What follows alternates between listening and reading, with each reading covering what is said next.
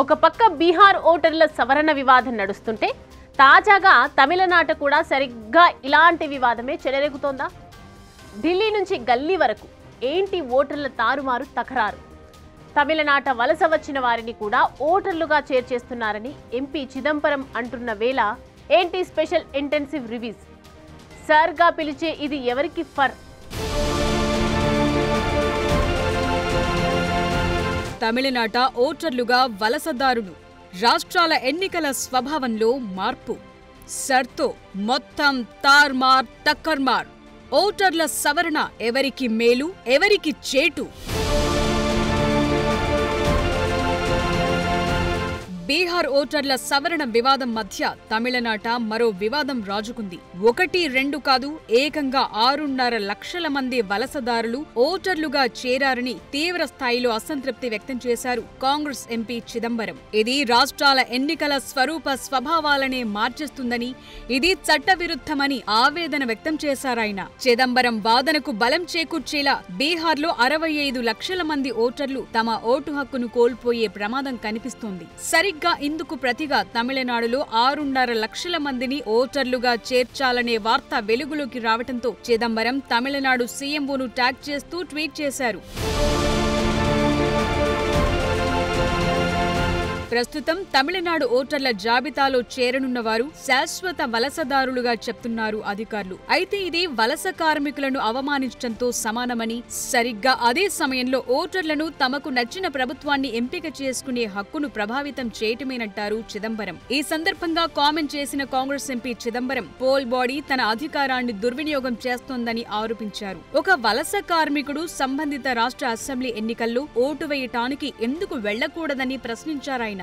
ఓటర్గా నమోదు కావటానికి ఒక వ్యక్తికి స్థిరమైన, శాశ్వతమైన, చట్టబద్ధమైన నివాసం ఉండాలి. వలస కార్మికులకు బీహార్ వంటి రాష్ట్రాల్లో సొంతిల్లంటూ ఒకటి ఉంటుంది. అలాంటి వారిని తమిళనాడులో ఓటర్గా ఎలా నమోదు చేస్తారని నిలదీస్తున్నారు ఈ మాజీ హోంమంత్రి. ఎన్నికల సంఘం సాగిస్తోన్న ఈ అధికార దుర్వినియోగ కాండను రాజకీయంగా మాత్రమే కాదు, చట్టబద్ధంగానూ ఎదుర్కోవాల్సి ఉందన్నారు పి చిదంబరం.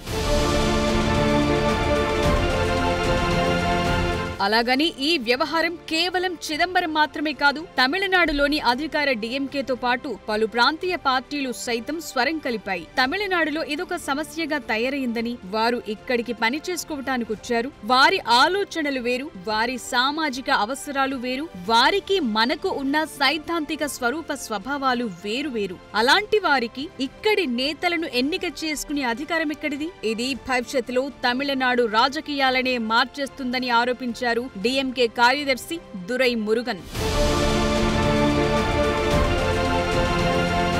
ఇక బీహార్లో జరుగుతున్న ప్రత్యేక ఇంటెన్సివ్ రివిజన్లోని ప్రధాన సమస్య ఏంటంటే, ఇది బీహార్లోని సుమారు 8 కోట్ల మంది ఓటర్లలో చాలా వరకు తమ ఓటు హక్కును కోల్పోయే ప్రమాదం కనిపిస్తోంది. అయితే గత 20 ఏళ్లుగా ఓటర్ల జాబితాలో భారీ మార్పులు, చేర్పులు, తొలగింపుల ద్వారా నకిలీ ఓటర్లు ప్రవేశించారని అంటోంది ఎన్నికల సంఘం. అందువల్ల ఓటర్ల జాబితాను పెద్ద ఎత్తున సవరించాల్సి వస్తోందని అంటారు ఎన్నికల సంఘం అధికారులు. ఇంతకీ బీహార్ ఓటర్ల జాబితాను ఎందుకు సవరిస్తున్నారని చూస్తే, మరణించిన వ్యక్తుల పేర్లు, ఎక్కడి నుంచో ఇక్కడికొచ్చి సెటిల్ అయిన వారు ఓటర్లుగా చెలామణి అవుతున్నారు. ఇలాంటి నకిలీ ఓటర్లను తొలగించేలా ఇంటెన్సివ్ సవరణ కార్యక్రమాన్ని చేపట్టామని అంటోంది ఈసీ. పొరుగున ఉన్న బంగ్లాదేశ్ నుంచి వచ్చిన వారు మోసపూరితంగా ఇక్కడి ఓటర్ల జాబితాలో చేరారని గత కొంతకాలంగా బీజేపీ ఆరోపిస్తోంది. జనాభా పరంగా బీహార్ అతిపెద్ద రాష్ట్రాల్లో ఒకటి. ఇక్కడి ఓటరు నాడి జాతీయ స్థాయిలో ప్రభావితం చేస్తుంది. అందుకే ఈ రివిజన్ గా చెప్తున్నారు ఈసీ అధికారులు.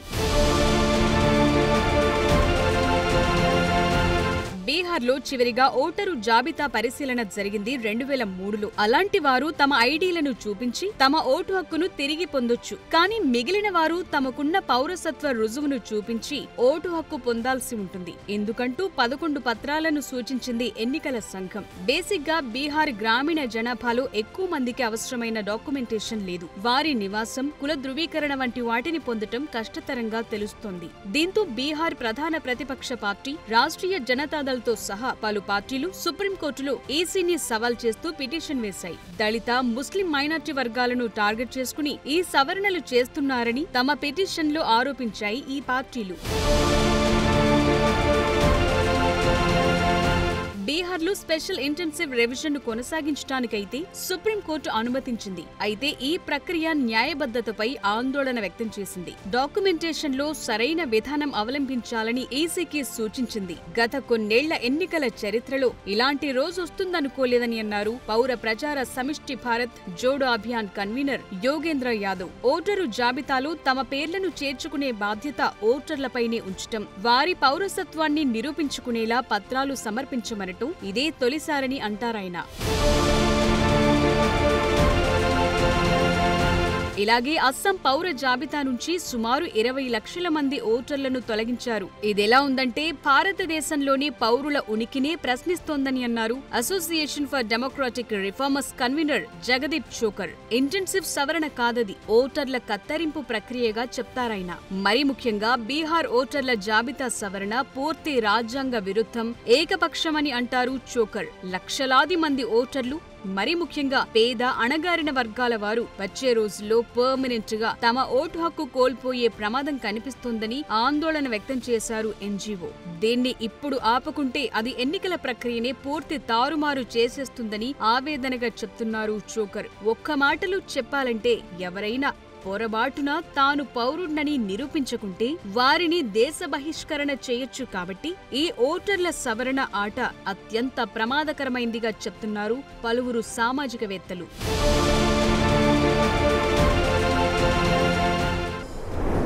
ఇదిలా ఉంటే లోక్సభ ఎన్నికల్లో రిగ్గింగ్ జరిగిందని రాహుల్ కామెంట్ చేసిన సంగతి తెలిసిందే. గత లోక్సభ ఎన్నికల్లో రిగ్గింగ్ జరిగిందని, లేకపోతే నరేంద్ర మోదీ ప్రధాని అయ్యేవారే కాదని సంచలన కామెంట్స్ చేశారు రాహుల్ గాంధీ.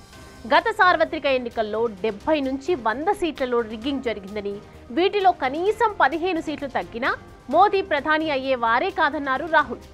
దేశంలో ఎన్నికల సంఘం డెడ్ అయ్యిందని ఫైర్ అయ్యారు. ఎన్నికల్లో రిగ్గింగ్ ఎలా జరిగిందన్నది వివరించేందుకు తమ వద్ద 100% ఆధారాలున్నాయని, త్వరలోనే వాటిని బయట పెడతామన్నారు. ఇది అణుబాంబుతో సమానమని దేశమంతా షాక్ అయిపోతుందని హెచ్చరించారు కాంగ్రెస్ అగ్రనేత రాహుల్ గాంధీ. శనివారం ఢిల్లీలోని విజ్ఞాన్ భవన్లో AICC law, human rights and RTI విభాగం ఆధ్వర్యంలో రాజ్యాంగ సవాళ్లు, దృక్పథం, మార్గాలు అనే అంశంపై సదస్సు నిర్వహించారు. ఈ సదస్సుకు ఏఐసీసీ చీఫ్ ఖర్గే, అగ్రనేతలు రాహుల్, ప్రియాంక, ఏఐసీసీ మెంబర్లు, ఇతర కాంగ్రెస్ పాలిత రాష్ట్రాల సీఎంలు, పార్టీ శ్రేణులు, న్యాయ నిపుణులు, మేధావులు, విద్యార్థులు హాజరయ్యారు. సదస్సులో రాహుల్ గాంధీ మాట్లాడుతూ వారణాసిలో స్వల్ప మెజార్టీతోనే మోదీ గెలవటం అనుమానాస్పదంగా ఉందన్నారు. 70 నుంచి 100 సీట్ల బీజేపీ గెలవటం సైతం డౌట్ఫుల్ గానే ఉందన్నారు. మహారాష్ట్రలో లోక్సభ, అసెంబ్లీ ఎన్నికల మధ్య కేవలం 4 నెలల్లోనే 1 కోటి మంది కొత్త ఓటర్లు నమోదయ్యారని చెప్పారు. అందులో ఎక్కువ మంది బీజేపీ వాళ్లే ఉన్నారన్నారు. రిగ్గింగ్ జరుగుతోందని 2014 నుంచే తనకు అనుమానాలున్నాయన్నారు. రిగ్గింగ్ జరగకపోతే గుజరాత్, రాజస్థాన్, మధ్యప్రదేశ్ అసెంబ్లీ ఎన్నికల్లో తమకు 1 సీట్ రాకపోవటమేంటని ప్రశ్నించారు. ठीक है, और आप सबको पता लग जाएगा जैसे ही हमने ये रिलीज किया, पूरे देश को पता लग जाएगा कि इलेक्शन कमीशन वोटर चोरी करा रहा है। किसके लिए करा रहा है? किसके लिए करा रहा है? बीजेपी के लिए करा रहा है। ओपन एंड शट है, नो क्वेश्चन। हमें मध्य प्रदेश में सस्पिशन था, लोकसभा में सस्पिशन था, महाराष्ट्र में वो थोड़ा आगे गया, स्टेट लेवल पे हमें लगा कि यहाँ पे चोरी हुई है। वोटर एडिशन हुआ था, 1 करोड़ वोटर्स ऐड हुए थे। फिर हम थोड़ा डिटेल में गए, हमने कहा देखो अब इलेक्शन कमीशन तो मदद नहीं कर रहा है, तो थोड़ी ग्रैन्युलैरिटी में जाना है, गहराई में जाना है। तो हमने अपना ही इन्वेस्टिगेशन करवाया, उसमें 6 महीने लगे और जो हमें मिला है वो एटम बॉम्ब है। मतलब एटम बॉम्ब है, फटेगा तो आप इलेक्शन कमीशन आपको दिखेगा नहीं हिंदुस्तान में। जो भी ये काम कर रहे हैं, ठीक है, इलेक्शन कमीशन में जो भी ये काम कर रहे हैं, right from the top to the bottom, आप एक बात याद रखिए, आपको हम छोड़ेंगे नहीं। कुछ भी हो जाए हम छोड़ेंगे नहीं आपको, क्योंकि आप हिंदुस्तान के खिलाफ काम कर रहे हो।